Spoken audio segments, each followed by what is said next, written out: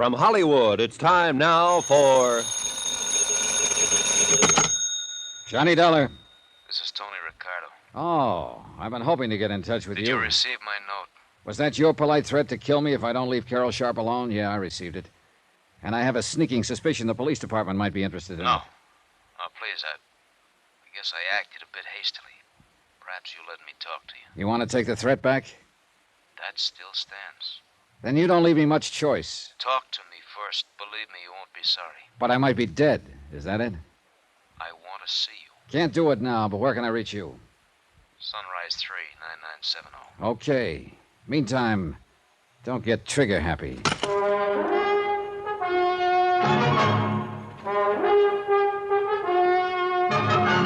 Tonight, and every weekday night, Bob Bailey in the transcribed adventures of the man with the action-packed expense account, America's fabulous freelance insurance investigator. Yours truly, Johnny Dollar.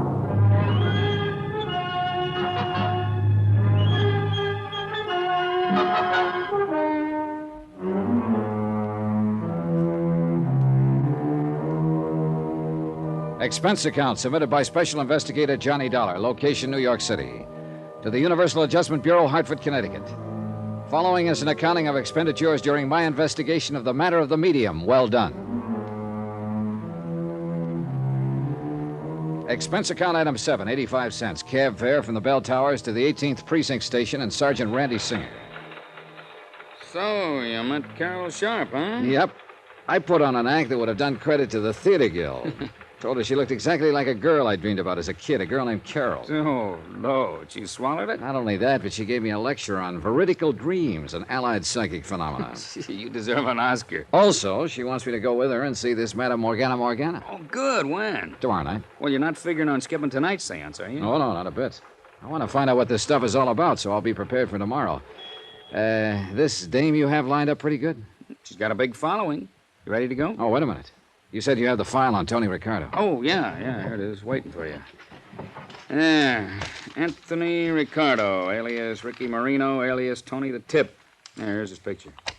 Height 5'9", weight 172, eyes brown, hair sparse gray, suspected member of the Dutchy Sperling outfit, 12 arrests, no convictions, started as a rum runner back. Hey, is this Tony Ricardo? It's the guy. I would have sworn the man I talked to over the phone was in his 20s. Late 20s at most. You talked to him? After leaving an unpleasant little note under my door at the Towers, he called me on the phone. Now, what kind of note? Oh, nothing particular. Just a gentle suggestion I lay off Carol Sharp. Threat, huh? Still got it? But I'm sure that voice couldn't have come from this old geezer. Yeah, well, frankly, I kind of wondered about the Sharp girl being interested in him, even though the file does show he's always surrounded himself with a bunch of young ones. He's probably handed out more mink coats. Oh, Johnny, wait a minute. Old Tony's got a couple of kids. Here, Angela goes under the name of Angela Richards. At least she used that name at Bryn Mawr. Bryn Mawr? Yeah, and Sarah Lawrence College at Bronxville. Yeah, the old boy tried to keep the stigma of his past away from her, I guess. Yeah, you see, married to a doctor over in Hackensack. Respectable housewife. Mm-hmm. What about the other? Anthony Jr., age 26. That was last year. Let's see, that makes him 27 now. Rutgers University, class... Not much on him. Unless I miss my guess, he's a chip off the old block. Now, you know where I can find him? All I have is his phone number. What is it? Wait till I see and talk to him. That may be too late. He's what I think he is. Why not ask this medium about him tonight? Yeah, that... Hey, come on, we're late. Let's go.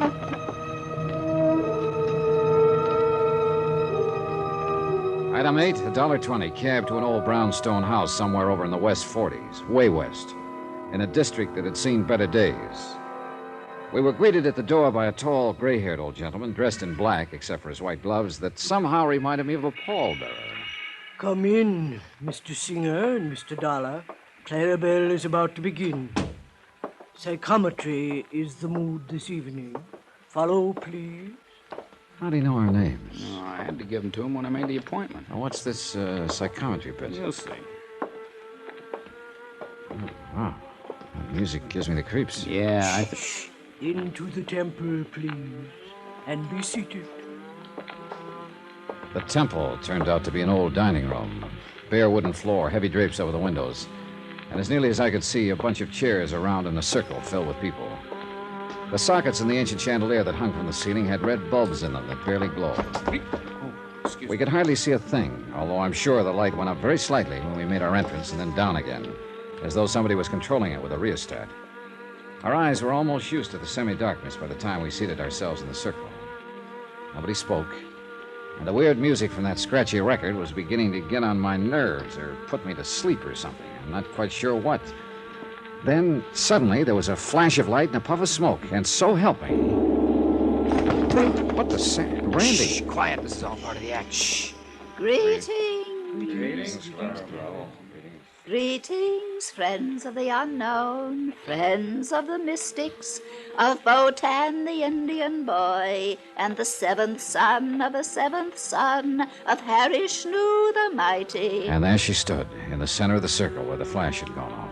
Are we all in the mood? She stood there draped in what looked, even in the dim light, what looked like a slightly soiled bedsheet, pulled in around her ample middle with a hunk of coarse rope.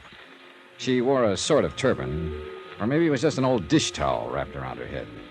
A faint odor of gin pervaded the room.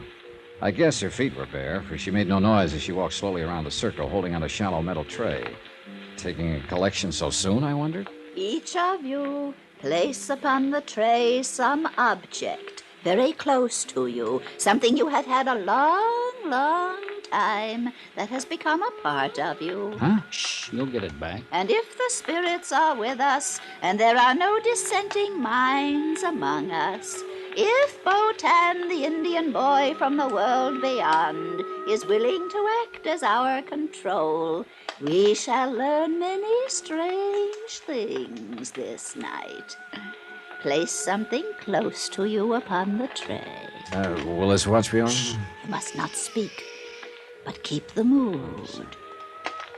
Keep the mood. Are we all in the mood? Yes, sir.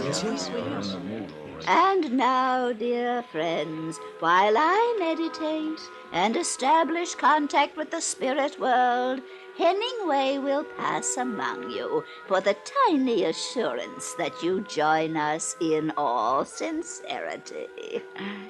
Now join hands to create the flux that will join our thoughts and minds and hearts and open the doors to enlightenment for all of us. $5. Botan, are you with us tonight? $5, please. Botan, will you answer us? $5, Are you with us now?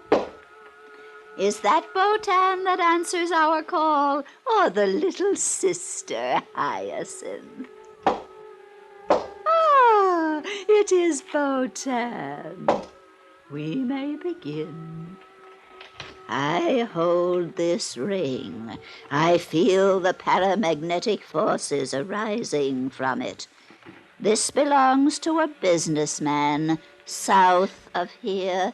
I seem to see clothing hanging in a large warehouse. Yes. And the sound of many machines, sewing machines. Yes, that's right. And many young girls working at the machines. One by one, she picked the objects off the tray, held them in her hand, and gave a kind of character reading of the owners. Occasionally, somebody in the circle would respond in a way that made it sound like she'd guessed right. Other times, she'd just make with a lot of generalities that could apply to anyone. Finally, she picked up my watch. This watch, I see tall buildings of stone and strange signs on them. I don't know what they mean. Tri-mutual, universal adjustment. Huh? Randy. And I see great sheaves of papers carefully folded, and on each one it says, policy. Policy, I don't understand unless... Insurance, yes. This is fantastic. Wait till she gets to what I put there. The watch is from a young man, clever, energetic. I will have many things to tell him at another time, but he must see me again, often. And now, this other object that lay beneath the watch. I see a police badge. The cops! Soldier! Dirty crooks, the cops are onto us. We're being raided. Slay him. Get him out of here. Hemingway! Hemingway! Come on, Johnny, I may need a hand. Just a minute there, Clarabelle. Take your filthy hands off me. Let me out of here. You're not going anywhere until I have a talk with you. Hemingway! ditched me, ran out on me. I might have known he would at a pinch. There isn't going to be a pinch if you'll just shut up and stand still a minute. I wasn't doing no harm, honest, officer, and all the money goes to charity. All right. Settle down. Where's the light switch? Got it, Randy? I'll never live this down. Now look, officer. You look, Clarabelle. All we want is some answers to some questions. And you won't pinch me? Not if you tell the truth. Johnny? Yeah. Just how did you know so much about me? It certainly wasn't from holding that watch. Okay, so it wasn't. Though some there are who can do it that way. That I've heard. Well, go on. No pinch? No pinch. Well, when your friend called to arrange your being here tonight, Hemingway, that bum, he would walk out on me. Go on, will you? Well, Hemingway asked where you come from, so we'd know if the spirits was propitious there. That's what we always say. And I told him Hartford. That's right. So what's Hartford? Insurance. If a client's in insurance, he responds like you done. So I keep pushing it. And if he ain't, well, at least he thinks I done pretty good by describing the place he comes from. Yeah. What about the clothing maker right at the beginning? Easy. He called from a hotel, so he calls the hotel back and gets his address. You told him he was from the south of here. Sure. Woodbine, New Jersey. Only business down there of any account is clothing and small farms. Where'd you find that out? State directory, any library.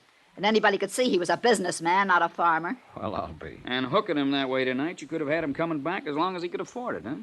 Sure. And if it hadn't been for you, you'd double-cross him. Okay. Now, what about the others? Some we get the dope on and some we guess at. But there's always enough good ones to keep going. So easy. And yet, I must confess she'd had me stop for a while. We talked with her a bit longer. Randy warned her to watch her step, and we left. Took a taxi back to my hotel. Well, did you learn anything? I should hope to tell you. What do the church-going spiritualists think of her kind? They hate him, and I don't blame him. Are you still going to see Madame Morgana tomorrow night? Yeah. Well, mister, that one won't be so easy to expose, if you can expose her.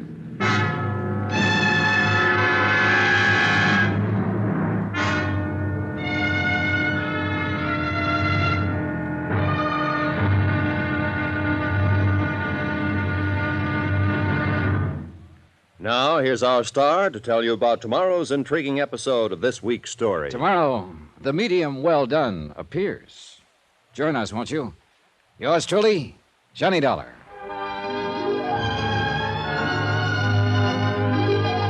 Yours truly, Johnny Dollar, starring Bob Bailey, is transcribed in Hollywood. It is produced and directed by Jack Johnstone, who also wrote tonight's story. Be sure to join us tomorrow night, same time and station, for the next exciting episode of Yours truly, Johnny Dollar. Roy Rowan speaking.